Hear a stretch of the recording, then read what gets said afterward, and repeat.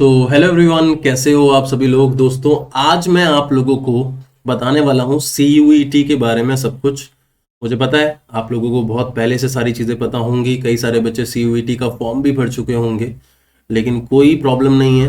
मैं फिर भी बता देता हूँ। क्यों बता देता हूँ, क्या पता कोई चीज़ आपको ना पता हो तो वो भी आपको पता चल जाएगी मेरे बताने के बाद। ठीक है, तो भाई CUET एग्ज़ाम क्या है। जैसा कि आप लोग जानते हैं कि सेंट्रल यूनिवर्सिटी एंट्रेंस टेस्ट हो रहा है, ठीक है, जिसके थ्रू आप लोगों का ग्रेजुएशन में जो यूजी कोर्सेज हैं, मैं कहूँगा यहाँ पे यूजी कोर्सेज, उसमें 12th के बाद आपका एडमिशन होगा। और जितनी भी प्रोमिनेंट यूनिवर्सिटीज़ हैं वो सारी की सारी जो है CUET एग्ज़ाम के जरिए ही आपको एडमिशन देने वाली हैं। तो ये एक बहुत ही बड़ा एग्ज़ाम बन चुका है इस टाइम पे, और आई विश कि आप लोगों ने फॉर्म भर दिया होगा।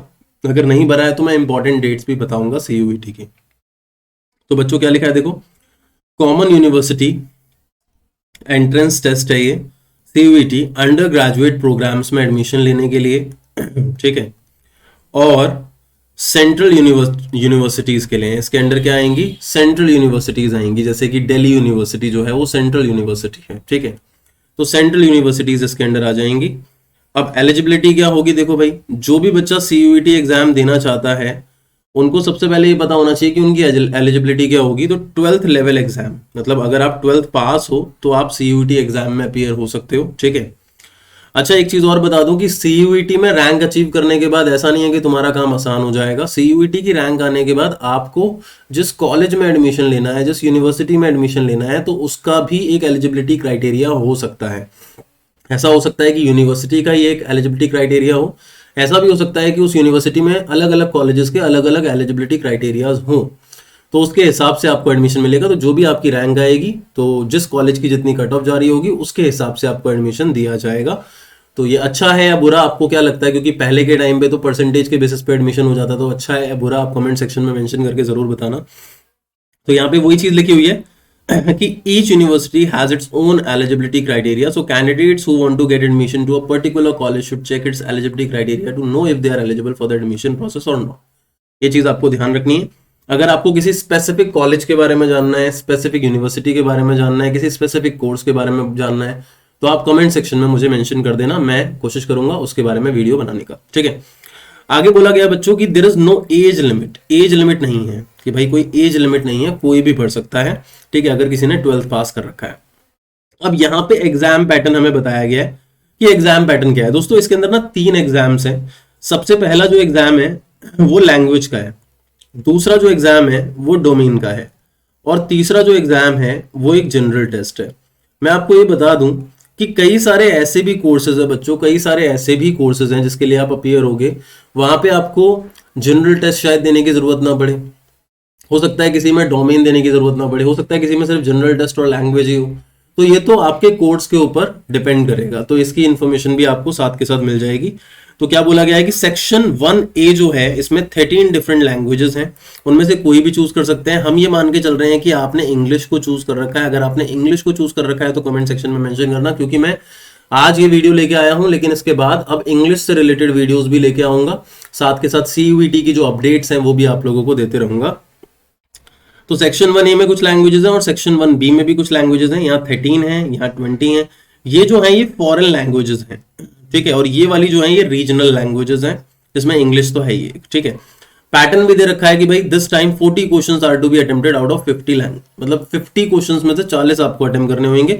रही बात इसका सिलेबस क्या होगा वो मैं भी आपको बताऊंगा। फिर आ जाता है डोमेन। तो डोमेन में देखो क्या है भाई, 27 स्पेसिफिक सब्जेक्ट है, 40 में से आपको 35 क्वेश्चन करने हैं। पहले 40 क्वेश्चन अटेम्प्ट करने थे 50 में से, लेकिन अब 40 में से 35 क्वेश्चन करने हैं, तो कुछ चेंजेस आ गए हैं। आगे देखो क्या लिखा है, सेक्शन 3 जनरल टेस्ट है, देखो लिखा भी है, for any such undergraduate program being offered by university which where general test is being used for admission. मतलब कई सारे ऐसे कोर्सेज भी होते हैं जहां सिर्फ जनरल टेस्ट ही होता है, ठीक है, तो वहां पे जनरल टेस्ट आएगा। अब यहाँ पे क्या बोला गया है कि जो भी क्वेश्चन आप अटेम्प्ट करोगे 5 मार्क्स का एक क्वेश्चन होगा, और marks dedicated for each wrong answer is 1 mark. इसका मतलब अगर आपका कोई गलत भी हो गया तो आपको -1 भी मिलेगा। तो मान लो एक ठीक हुआ आपको वहां 5 मार्क्स मिले, लेकिन एक गलत हुआ तो -1 भी चला गया, ठीक है। तो from the above subject languages candidate can choose a maximum 10 subject from all 3 sections, ठीक है। तो 10 सब्जेक्ट्स आपको चूज करने हैं फ्रॉम ऑल 3 सेक्शंस, ठीक है। तो इसका मतलब क्या हुआ, इसका मतलब ये हुआ कि आप लोगों को जैसे कि मान लो एक लैंग्वेज का हो गया आपका, बाकी 3 से 4 आपके इसके अंदर हो गए जनरल टेस्ट के अंदर, बाकी 4 से 5 सब्जेक्ट जो है वो आपके डोमेन के अंदर हो गए, तो टोटल तीनों सेक्शन के मिला के 10 सब्जेक्ट्स हो गए। ठीक है, और ये सब हो गया, ये सब हो गया। अब देखो लैंग्वेज में दे रखा है 1A में इंग्लिश है, हिंदी है, ये सब रीजनल लैंग्वेजेस हैं। ठीक है, फिर फॉरेन लैंग्वेजेस आ जाती हैं इसके बाद। इसमें सिलेबस क्या क्या होगा, factual passages, narrative passages, literary passages, ये मैं एक्सपेंड करूंगा। इंग्लिश के सिलेबस की एक अलग वीडियो होगी जिसके अंदर मैं पूरे सिलेबस को अच्छे तरीके से बताऊंगा कि यार क्या क्या है, फैक्चुअल पैसेज क्या होता है, नैरेटिव पैसेज क्या होता है, लिटरेरी पैसेज क्या होता है, वर्बल एबिलिटी में कौन से टॉपिक आ जाते हैं। तो ये मैं इसकी एक डेडिकेटेड वीडियो बनाऊंगा, अभी तो मैं बस ऑल अबाउट सीयूईटी बता रहा हूँ। फिर इसके बाद जनरल टेस्ट की बात करें तो जनरल टेस्ट के अंदर भाई general knowledge, current affairs, general mental ability, numerical ability, reasoning, logical analytical reasoning, ये सब आ जाता है। ठीक है, इसके बाद आ जाते हैं बच्चों करंट अफेयर्स में अगर हम बात करें तो ये सारे सिलेबस है। जनरल नॉलेज में बात करें तो ये सिलेबस है। ये सिलेबस कई जगहों पे दिया नहीं है लेकिन मैंने ये ढूंढ के निकाला है, तो आप जनरल टेस्ट के लिए सिलेबस नोट कर सकते हो और इस सिलेबस को प्रिपेयर करना स्टार्ट कर सकते हो।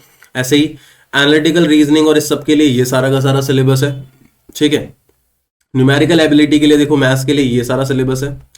अब क्वांटिटेटिव रीजनिंग के लिए ये सारा का सारा सिलेबस है, इसे नोट कर सकते हो। इसके बाद बच्चों बात आ जाते हैं अगली वाली चीज पे। तो अगली चीज क्या है, लेट्स टॉक अबाउट दैट। अच्छा, सिलेबस हो गया, तो इसके बाद अब हम बात करते हैं बच्चों किसकी, कि इसकी डेट्स क्या हैं, इसकी जो इंपॉर्टेंट डेट्स हैं वो क्या हैं, इंपॉर्टेंट डेट्स सीयूईटी की। ठीक है, तो बच्चों इंपॉर्टेंट डेट्स एक बार हम खुद कंफर्म कर लेते हैं। ठीक है, डेट्स फॉर सीयूईटी। ठीक है, सीयूईटी एग्जाम जो है उसके लिए क्या क्या इंपॉर्टेंट डेट्स हैं एक बार देख लेते हैं। Let me confirm, just wait for a second. तो एप्लीकेशन फॉर्म जो है, एप्लीकेशन फॉर्म ये स्टार्ट हो चुका है बच्चों, ये स्टार्ट हो चुका है 9 फेब से। अब बात करते हैं कि ये बंद कब होगा, तो ये एंड हो जाएगा मार्च 12 को। ठीक है, ये कब हो जाएगा एंड, 12 मार्च को एंड हो जाएगा। ठीक है, इसके बाद दोस्तों बात करते हैं अगली चीज की। तो एप्लीकेशन फी, हाँ लास्ट डेट हो गई। और करेक्शन विंडो की बात करें, अगर कोई गलती हो जाती है तो 15 से लेके 18 मार्च तक, मान लो आपसे फॉर्म भरने में कोई गलती हो गई तो ये करेक्शन विंडो है 15 से 18 मार्च। इसमें आप अपनी करेक्शन करा सकते हैं किसी भी चीज में, मतलब जैसे सब्जेक्ट लेने में कोई दिक्कत हो गई या नेम में कोई दिक्कत हो गई, किसी भी दूसरी डिटेल में कोई दिक्कत हो गई। फिर इसके बाद बात करते हैं दोस्तों रिलीज ऑफ एडमिट कार्ड। तो ये कब होगा, 2nd वीक ऑफ मई में। अगर हम एडमिट कार्ड की बात करते हैं तो ये कब होगा, 2nd वीक ऑफ मई। ठीक है, मई के 2nd वीक में। आप लोगों के एग्जाम्स अभी कब खत्म होंगे, मार्च के एंड तक खत्म हो जाएंगे, तो 2nd वीक ऑफ मई के अंदर आपको एडमिट कार्ड मिल जाएगा।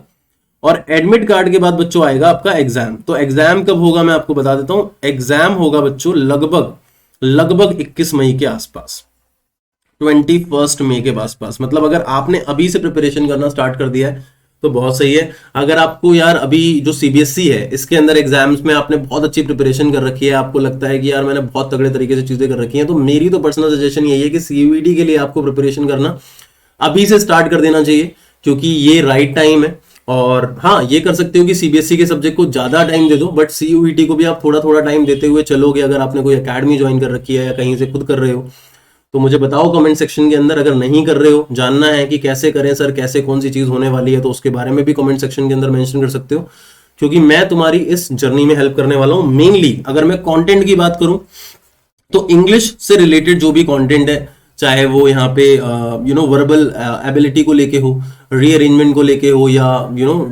पैसेजेस हो गए आपके, लिटरेरी, फैक्चुअल, नैरेटिव, ये सब, तो जितनी भी चीजें हैं उसके अंदर मैं आप लोगों की हेल्प करूंगा। इसके अलावा और भी चीजों के बारे में बताऊंगा, इंपॉर्टेंट चीजों के बारे में बताऊंगा। तो मेक श्योर दोस्तों कि आप सभी लोग जो हैं वो इस टेस्ट को जरूर दें और अपने आप को फिल कर दें। कई सारे बच्चों के दूसरे प्लान्स होते हैं, मुझे पता है, जैसे कोई नीट की तैयारी कर रहा है, कोई जेई की तैयारी कर रहा है, कोई दूसरे किसी कोर्स की तैयारी कर रहा है, लेकिन कई बार प्लान्स चेंज होते हुए टाइम नहीं लगता और हमने फॉर्म भरा नहीं होता उसको सोच के, लेकिन वहां पे भी नहीं होता और फॉर्म ये भर नहीं रखा, तो इस वजह से भी दिक्कत हो जाती है। तो मैं ये सजेशन दूंगा कि आप पहले से फॉर्म को जरूर फिल कर लो। अगर आप फॉर्म फिलिंग की डेट के बाद ही वीडियो देख रहे हो तो कुछ नहीं कर सकते।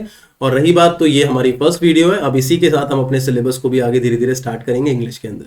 ठीक है। तो बच्चों आशा करता हूं आप लोगों को ये वीडियो अच्छी लगी होगी। कोई भी ऐसा बच्चा है जिसको सिलेबस करना है इंग्लिश का, तो मेक श्योर आप ये वीडियो उसके साथ शेयर जरूर करें और मेरी प्लेलिस्ट को भी बाद में शेयर जरूर करना है। Thank you so much for watching this video. बच्चों मिलते हैं अपने अगले सेशन में, तब तक के लिए bye bye, take care and once again thank you so much.